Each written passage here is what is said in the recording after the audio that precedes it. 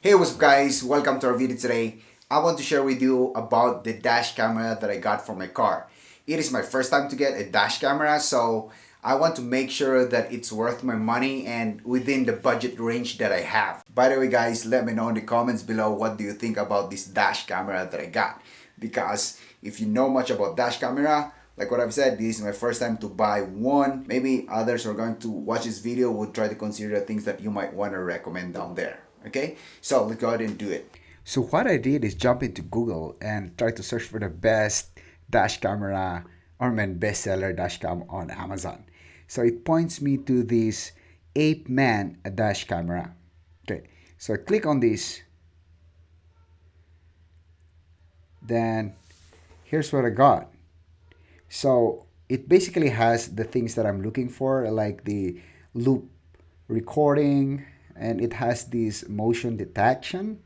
Well, those are other features that I like. But when I was scanning through this dashcam, I saw that there is a newer model for this item. Well, of course, who doesn't like to buy a newer model for this dash camera? So yeah, I'm going to go and check this one out.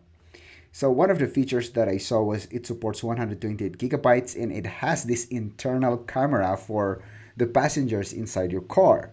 This is a very good fit for me and my family because you get to record the things that are happening inside your car.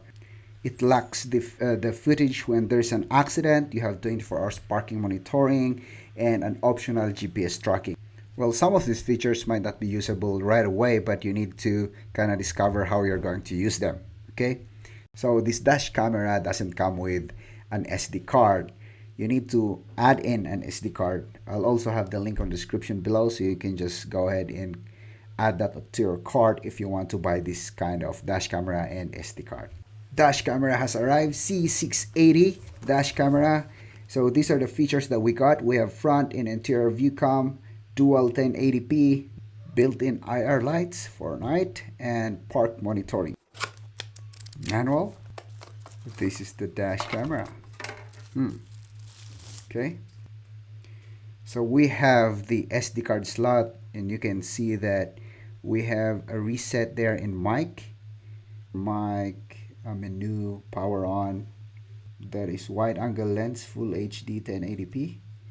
Then at the other side we have GPS, the power, and the slot for mounting this to the windshield. These are the accessories. We have a cable, then the mounting that can suck into the windshield, a pin that can pull out the SD card when we put it inside and want to pull out. I don't know what's the use of that. And of course the power supply coming from that car going to the dash camera. Now that's good. And don't forget your SD card where everything is going to be recorded. Hey, what's up? So we're going to kind of install this one and we're going to see how can we install this one. First up is the mounting. Then grab that dash camera. There's a slot that you can see here. You can slide this one, then it will lock. Then that's good. Here's another locking mechanism that you're going to use to attach it to the windshield. So it's going to suck into the windshield like that. Right, we need to plug in the SD card. Plug it in. Okay. We have this car supply cable for the power of the dash camera. Then let's do it like that. Okay, I'll power it on. Now the first setting that you need to set here after powering it on is the language. After the language, make sure to set the time, date, and year of the dashcam so that it's going to be useful if there are recordings, especially if there are accidents or events that you want to go back to. Okay, now it's time to mount. I'm trying to find the best location, and since it's easy to mount this one, you can just plug it in, then twist that lock position of the mount, then it will hold the dash cam very well. In cases that you don't like the position, it's very easy to kind of unlock this and transfer it to which part of the windshield you want this one to be attached to. So after I was reviewing how I'm going to access this one, it's a little bit further on the driver's side, so what I can do is transfer it closer to me. As you can see, it's very easy to reposition it. Well, the next thing I had to do is insert those cables on the ceiling part of the windshield so that it's not going to be hanging down there. You kind of push this one and then you can feel that it's going to be inserted.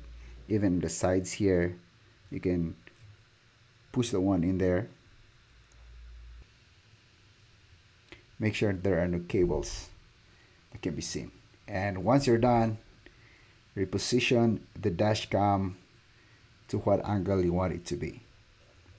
Then want to check the mounting if it's not going to fall off. That's very good. Let's go for a test drive. Okay, this is the first test that we can get here. It is very sunny, and take note that this is also recording audio, but in this video I removed that audio because it's noisy and I want to do the voiceover. As you can see, there are reflections coming from my car, and I think this is common with dash cameras because I read some of these that's kind of distorting the full video for not format, the video quality that it's being captured.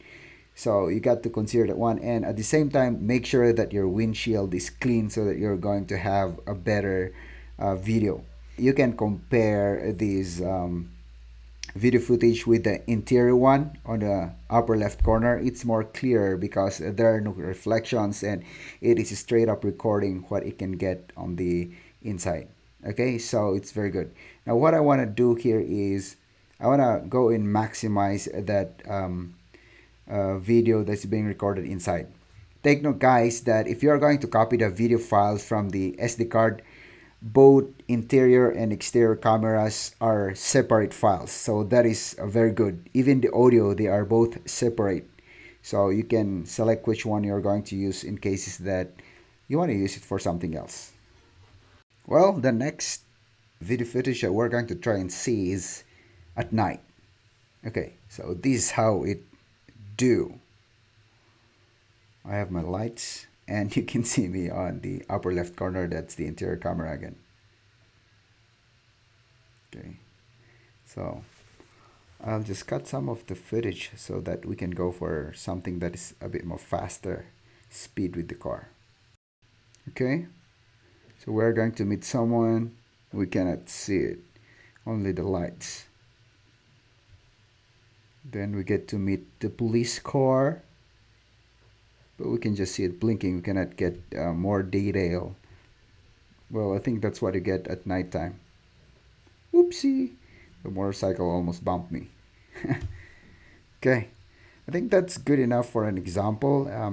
Let's try to see a maximized video of the interior camera as well. Okay, it doesn't look like me. It's black and white. Well, anyway, like what I've said, this is my first time to get a dash camera, and drop your comments down below. Let me know what you think about this dash camera. Is it worth it? Did I get a good camera or not? Let me know in the comments below. See you in my next video, guys.